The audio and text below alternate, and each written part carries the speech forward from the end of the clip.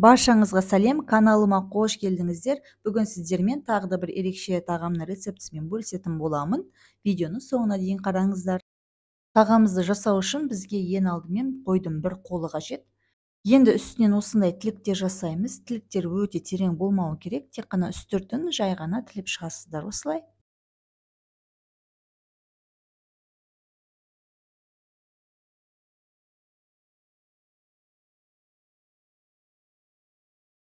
Енді етіміздің маринадын жасауға көшеміз. Ол үшін ең алдымен 2 тіс сарымсақты езіп аламыз. Менде езгіш болмады, сондықтан мен осындай арнайы тертканы қолдандым.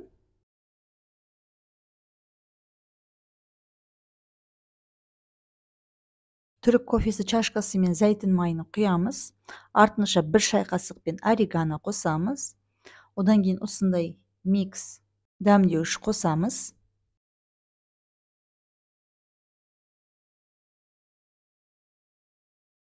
Негізінен үгітілмеген бүтін қара бұрыш қосылу керек, бірақ менде ондай бұрыш қалмағаннан кейін мен кәдімгі қара бұрыштан 1 шай қасық қостым. Одан кейін 1 шай қасықтай розмарин қостым. Барлығын жақсылап араластырып, қойдың қол етіне барлығын жақсылап массаж жасағандай етіп құйып, барлығын жақсылап уқалап, жақсылап сіңдіріп майладым.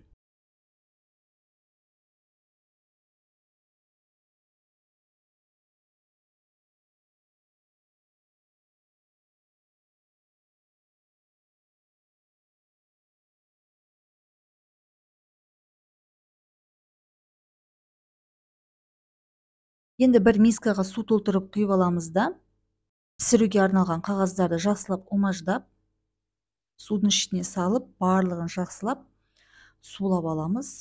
Мінекей жаңағы қап-қатты қағаздарымыз суға салғаннан кейін шүберек тәрізді жұп-жұмсақ болып шыға келді. Енді бұл қағаздарымызды осылай төсейміз де, үстінен қойдың қолын қойып, барлығын жақсылап орап шығамыз.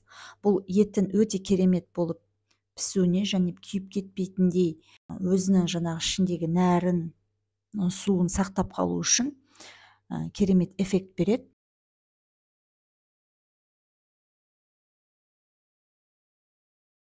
Енді бізге фольга қажет.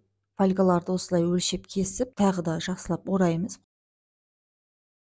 Ешқандай ашық жер қалмау керек, жақсылап ораңыздар.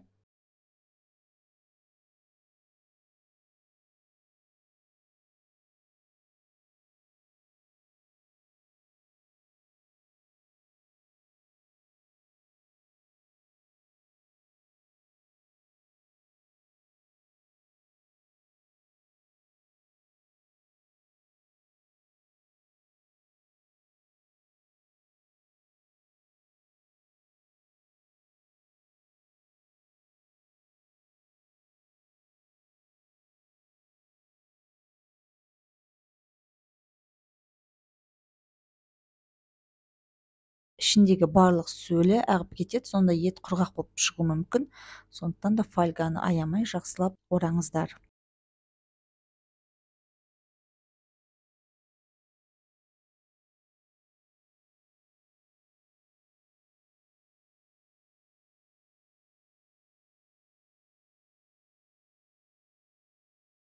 Мінекей орап болдық. Енді противеньді суға толтырамыз.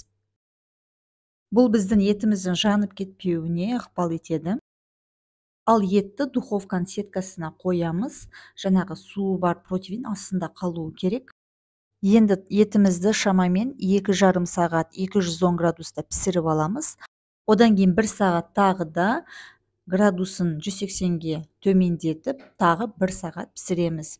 Сонда шамамен барлығы 3-3,5 сағат пісіруге кетеді. Енді 5-6 картоп аласыздар. Менің картоптарым өте ірі болғаннан кейін мен оларды осындай бөліктерге бөлдім. Қазанға салып, суын толтырып, жартылай шалап піскенге дейін қайнатып аламын. Картоптарым жартылай пісті. Мен оны қазір 2-ге бөліп, аэрогрильницада қуыратын боламын. Аэрогрильницаның өзін майлап алдым. Одан кейін тегешке сұйық май құйып, қызыл бұрыш, орегано, тұз және менде осындай микс дәмдеуіш бар. Барлығын жақсылап араластырып, енді картоптарымызды жақсылап майлап аламын да аэрогрильницама орналастырамын.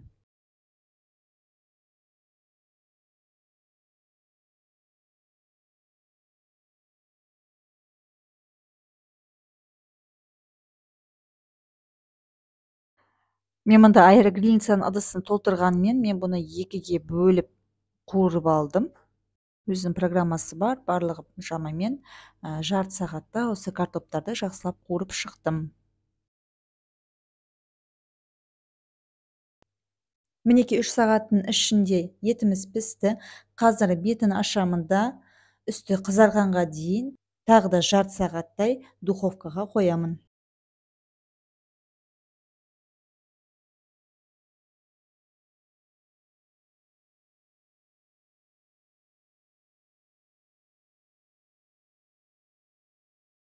Достар, менің видеоларыма лайк басып, каналыма тіркеліп, және қоңырауша белгісін басуларыңызды сұраймын.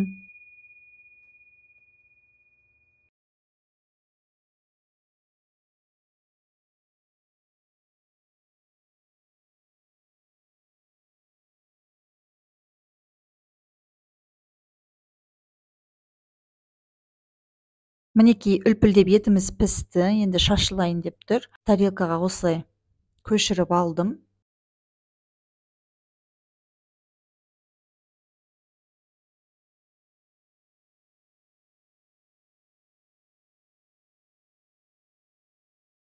Қасына бағана аэрогрильницада қуырған картоптарымды тізіп шықтым.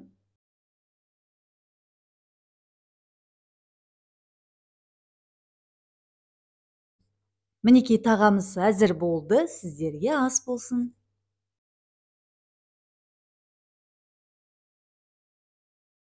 Достар, менің видеоларыма лайк басып, каналыма тіркеліп, қоңырауша белгісін басуларыңызды сұраймын. Мен тек қана тағамдарды ғана емес, сонымен қатар Түркиядағы өмір жайлы қызықты ақпараттармен бөлісіп отырамын.